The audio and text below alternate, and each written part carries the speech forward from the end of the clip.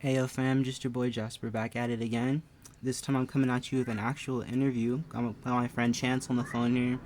We're going to be talking about the dollar milkshake theory that was actually presented by Brent Johnson. And this is a video that was uploaded by Mike Maloney. And again, it's the dollar milkshake podcast principle. So I'm just going to bring my friend Chance on the phone I'm here. guessing you're I'm just going to subscribed to bring that him on channel, here, yeah? and you'll see how we can respond to it and see what's going on with it. So I'll welcome him in here. You Here there? he is. Hey, yo, Chance. So how are you? Doing good, how are you, buddy? Doing well, my friend. So yeah, I heard you asking about that. Yes, I am subscribed to Mike Maloney's channel on there. Honestly, if I do purchase like any metals like online, I purchase them from goldandsilver.com.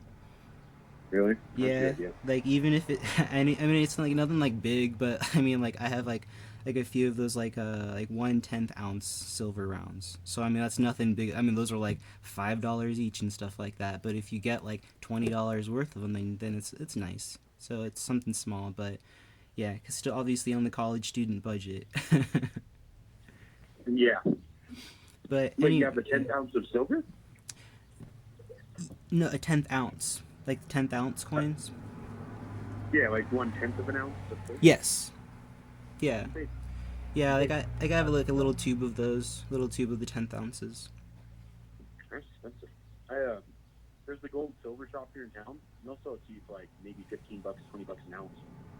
Oh yeah, nice. That's good. That's reasonable because I mean, like if once you factor in the cost of shipping and stuff like that into and I mean that's the one thing I respect that the way that they do their business, and this is not necessarily for promotion on their services or anything like that, but I do respect how they do their shipping. But at the same time, being a student, it's hard to like be at home to receive certified mail and stuff like that. So you have to like set up a PO box and stuff like that just so it's make sure and it's secured. But then during these COVID times, it's luckily the one here in town is a government building, so you can always access it 24 hours. So that's nice. You can get to your PO box. But in bigger inner city areas, that's kind of risky too because you might just have your gold sitting in the post office. Yeah. So anyway, but yeah, I wanted to get on the podcast that he had uploaded on the channel that they were talking about. He had introduced again Brent Johnson down there in San Francisco area, who was an analyst on the markets, who had just come up with a theory, and the theory again was the dollar milkshake principle. And just basically, what a short summary of what that principle was that the dollar doesn't actually connect to the economic markets in the way that people think that it does. Like the way that the dollar actually fluctuates is in its own demand. Like there's a separate demand on the dollar bill itself rather than only its economic consumeristic purpose. This demand is artificially inflated due to governments and other nations internationally holding their national debts in dollars. So if they hold their own national debts in dollars, that forces them to need to acquire dollars in order to repay their own debts.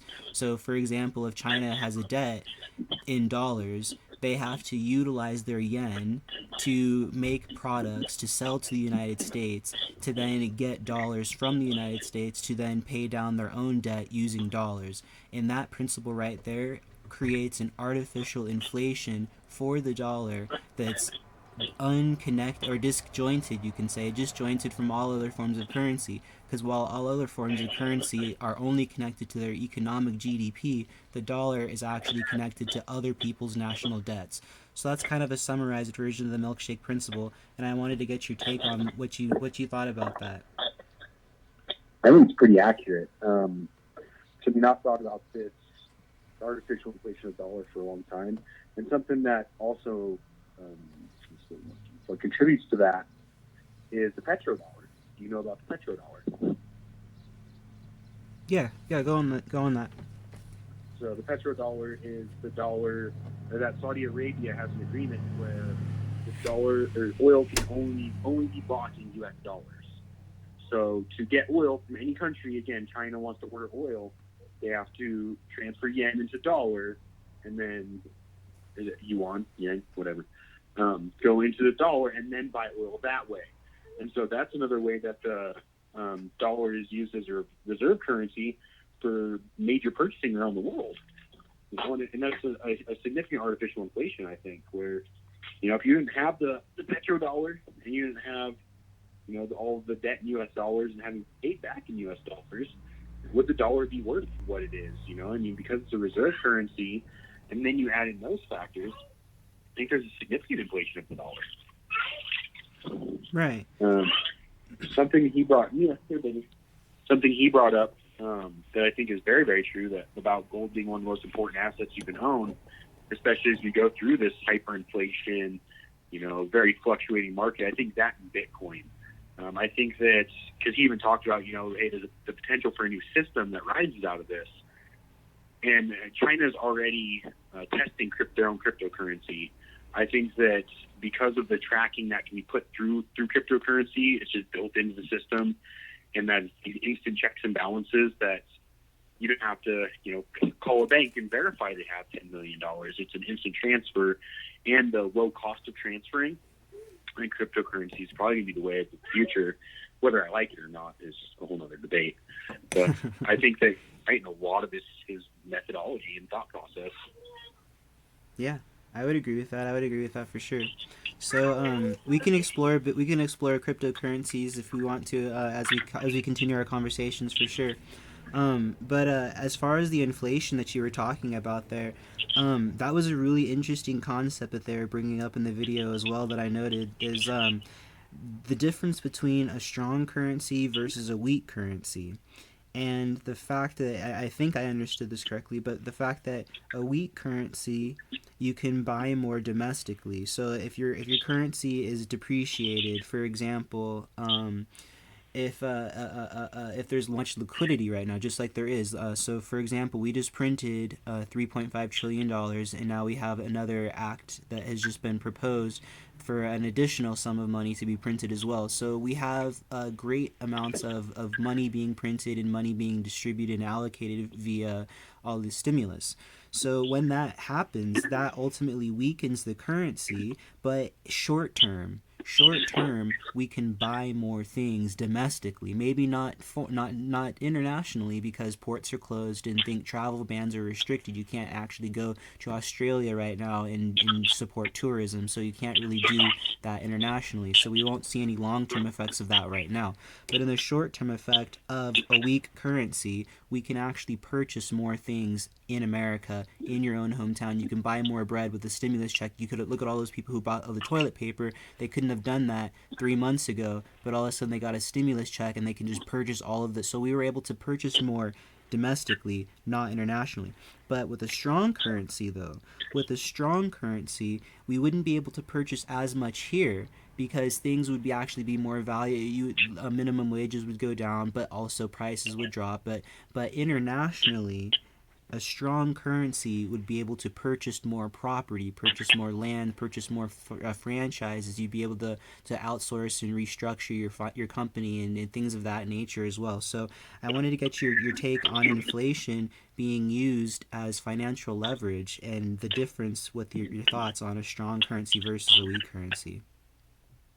I think it's really interesting, honestly, and it's something that I don't have a ton of knowledge about, because I've never played with Forex markets where you have these foreign exchange trades. But it makes a lot of sense. If we have a really strong dollar, we can go into, euro hypothetically, or right now I think it's 1.1 or 1.2 euros to dollars, or other way around. So if it gets stronger, we're at now 0.8 euros to dollars, then we could actually purchase more from Europe with the same amount of money here, because it's so much more valuable to them. Or Venezuela is a great example. Venezuela's in a bad place. A barrel of oil there probably goes for $20, because when you convert it into their currency, it's so much stronger. Versus, like you said, if we have a weak currency here, people don't want dollars as much internationally. We'll be able to look for investments in America is so much easier because it transfers easier amongst each other when it's weak. Versus when it's strong, it just holds much more weight. Like you said, the prices go down, and deflation occurs. You have a lot of these other things. But I don't know a ton about currency markets, strong versus weak dollar. it's something I've always wanted to learn more about. But I mean, I'm always chasing my tail, doing other things. Of course, yeah. So yeah, definitely. So even without an in-depth, even without going too deep into that theory, just in a really broad basis, um, what would your thoughts be on let me go into this next part, and then that'll explain what I was going to try and say there. So in the video again, Brent Johnson was talking, and he was saying that when he was looking at gold, and when he was thinking about investing into gold because he thought that the dollar was going to crash, he realized that gold wasn't doing what he thought it would do. And what he realized was that gold was going to actually make a bigger payoff in other foreign currencies before the dollar. So, for example, other currencies actually do have more of a connection to the dollar, and other currencies have more connection to the dollar, and gold is kind of untied in its own sector. It's denoted in the dollar simply because all of the nations are utilizing the dollar. So Brett Johnson was looking for the gold to just take off. But since all other nations are holding dollars, that kind of actually held gold at bay. And when he realized that gold was actually being held at bay, it was a kind of a wake up call for him. And what he was able to do is he was able to kind of step back and look at the entire structure that was there. And he was kind of able to see that when he thought gold was going to take off due to everybody's incompetency, he realized there was actually like a really complex framework that was set up and that was really, really carefully being balanced, where inflation was being utilized to promote the American economy, while at the same time playing a really risky game, potentially resulting in a depressionary time. So, just in that aspect of, with great inflation comes great possibility, but with no inflation, or with a weak currency or a strong currency in that fact, you would be able to do less. With a weak currency, you can do more. With a strong currency, it has value to store. So